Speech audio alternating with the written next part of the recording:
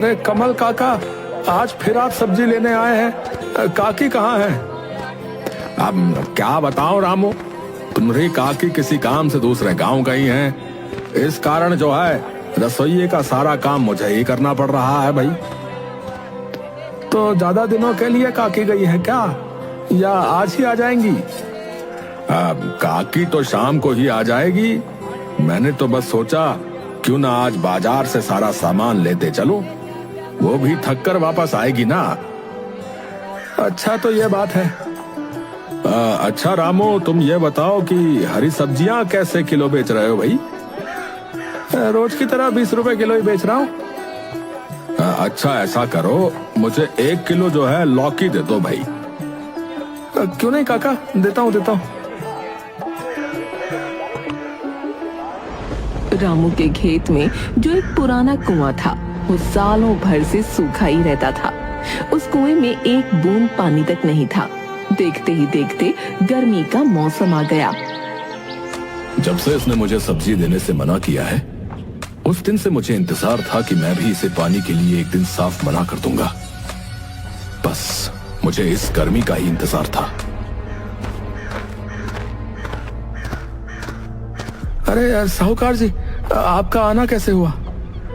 रामू, तुमसे कुछ जरूरी बात करनी थी। जी कहिए, क्या बात है? रामू, तुम तो जानते हो कि बात को तोड़ मरोड़ कर करना मुझे पसंद नहीं है। देखो भाई, अब मैं तुम्हें और पानी नहीं दे पाऊंगा, क्योंकि अब गर्मियों का मौसम है और मेरा खेत तुम्हारे खेत से बड़ा है। मुझे भी तो सारे खेत की सिंचाई करवानी है। बाकी तुम खुद समझदार हो। साहूकार जी, मुझे थोड़ा ही तो पानी चाहिए होता है। एक आप ही हो जो मेरी मदद कर सकते हैं। रामू, समझने की कोशिश करो, मैं नहीं दे पाऊंगा पानी। रामू ने मोहन को सब्जी नहीं दी। इसी कारण मोहन को रामू से बहुत जलन होती थी और इसलिए उसने पानी देने से साफ मना कर दिया।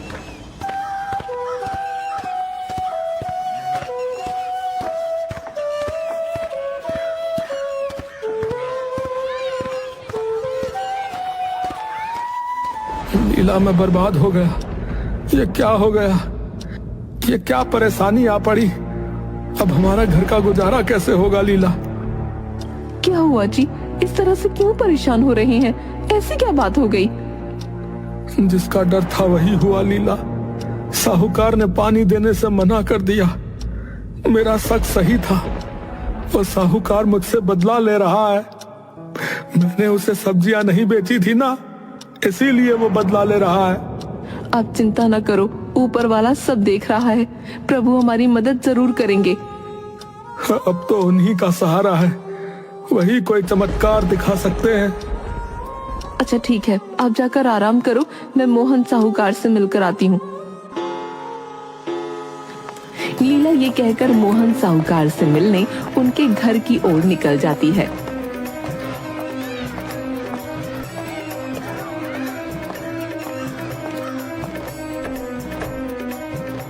साहूकार जी, घर में हो कि नहीं? अरे कौन है भाई? रुको, आता हूँ।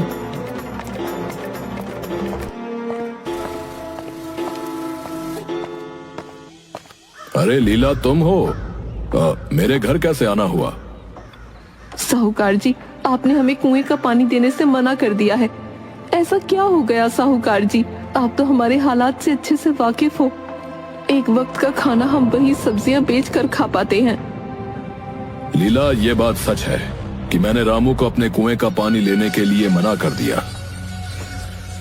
देखो लीला, मैं रामू को कई सालों से अपने कुएं का पानी देता आ रहा हूँ और इस बार गर्मियों का समय आ गया है और मैंने कोई जिंदगी भर का ठेका थोड़ी उठा रखा है तुम दोनों का।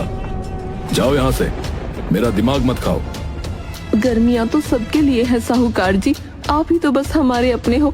ऐसा मत करिए, भगवान के लिए दया करिए साहूकार जी।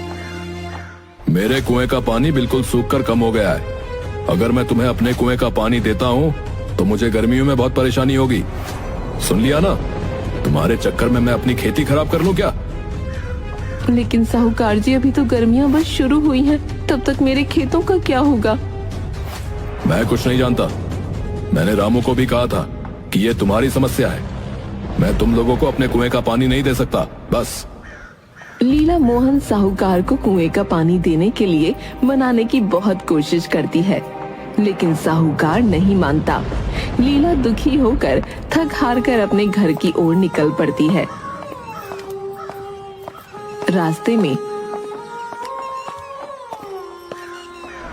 कोई बचाओ मुझे, कोई बचाओ। कौन है? कहाँ से आवाज दे रही हो अम्मा?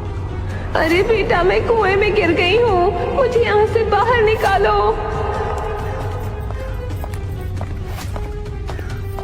अम्मा, आप मेरे कुएं में कैसे गिर गईं? परेशान मत होइए, मैं कोशिश करती हूँ आपको बाहर निकालने की। बूढ़ी अम्मा को बाहर निकाल देती है और अपनी सारी कहानी बताती है। बूढ़ी अम्मा उसे आशीर्वाद देती हैं और वहाँ से चली जाती हैं। लीला भी अपने घर चली जाती है। क्या हुआ? साहूकार ने क्या कहा? साहूकार जी ने पानी देने से मना कर दिया। कह रहे थे अगर मैं तुम्हें पानी देता हूँ तो मुझे गर्मियों में बहुत परेशानी होगी। पानी के बिना क्या होगा लीला? हमारे सारे खेत तो सूख जाएंगे और हमारा गुजारा कैसे होगा? अच्छा, वो जो हमारा पुराना कुआं है उसको खुदवाने में कितना खर्च लगेगा? कम से कम 1000 तो लग ही जाएंगे। हे भगवान, इतने पैसे तो हम पर हैं ही नहीं। मैं सोच रहा था अगर मैं खुद से ही कुएं को खोद दूं। आपको लगता है कि इतना गहरा कुआं आप खोद लेंगे? लीला, एक बात सोचो, अगर कुआं मिस्त्री खोद सकता है तो मैं क्यों नहीं खोद सकता? बात तो आपकी बिल्कुल ठीक है। अगले दिन सुबह रामू कुआं खोदने के लिए अपने खेत जाने को तैयार हो जाता है। मुझे बहुत भूख लग रही है। जाओ और घर में जो कुछ भी है वो लेकर आओ, मैं खाकर चला जाऊंगा। खाने में तो बस थोड़े से चावल ही बचे हैं। कोई बात नहीं लीला, वही दे दो। आज बहुत मेहनत का काम करना है मुझे। लीला अभी थाली में चावल परोसने ही वाली थी कि तभी दरवाजे पर एक आवाज सुनाई दी। ये किसकी आवाज है? लगता है कोई बूढ़ी अम्मा है। चलो दोनों बाहर चलकर देखते हैं। बेटा, जो कुछ भी घर में हो, चावल, रोटी, दाल, मुझे खाने को दे दो बेटा। अरे, आप तो वही बूढ़ी अम्मा है ना जो उस दिन कुएं में गिर गई थी? हाँ बेटा, मैंने पहचान लिया तुम्हें। देखो बेटा, नियति का खेल भी देखो, आज भी तुम्हारे ही घर आ पहुंची। हम सब बहुत गरीब हैं, हम जैसे तैसे करके अपना जीवन गुजार रहे हैं। ऐसे में हम आपको कहाँ से खाना दें अम्मा? बूढ़ी अम्मा रामू की स्थिति देखकर समझ गई और बोली, कोई बात नहीं बेटा, सब ठीक हो जाएगा। अब मैं चलती हूँ बेटा। अम्मा रुकिए। लीला, जो चावल तुमने मेरे लिए रखे थे वो जो है अम्मा को खिला दो। मैं उन्हें भूखा नहीं भेज सकता। अगर चावल आप अम्मा को दे देंगे तो आपको भूखा रहना पड़ेगा। कोई बात नहीं लीला, जाओ और मेरे हिस्से का चावल अम्मा को लाकर दे दो। पर आप तो भूखे रह जाएंगे ना। अरे तुम जो है उसकी चिंता मत करो, मैं तो जवान हूँ, भूख को झेल लूंगा। पर मैंने अम्मा को भूखा जाने दिया तो मेरे गले से भी खाना नहीं उतरेगा। हाँ। रामू की पत्नी लीला रामू के कहे अनुसार रामू के हिस्से का भोजन बूढ़ी अम्मा को दे देती है।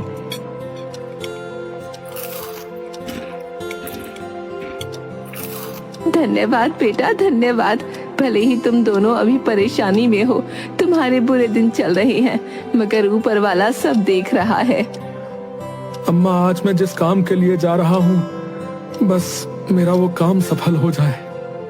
बेटा, ऊपर वाला है, वो एक दिन तुम्हारी अवश्य सुनेगा। प्रणाम अम्मा, अब मैं चलता हूँ। सुनिए, आज मैं भी आपके साथ खेत चलती हूँ।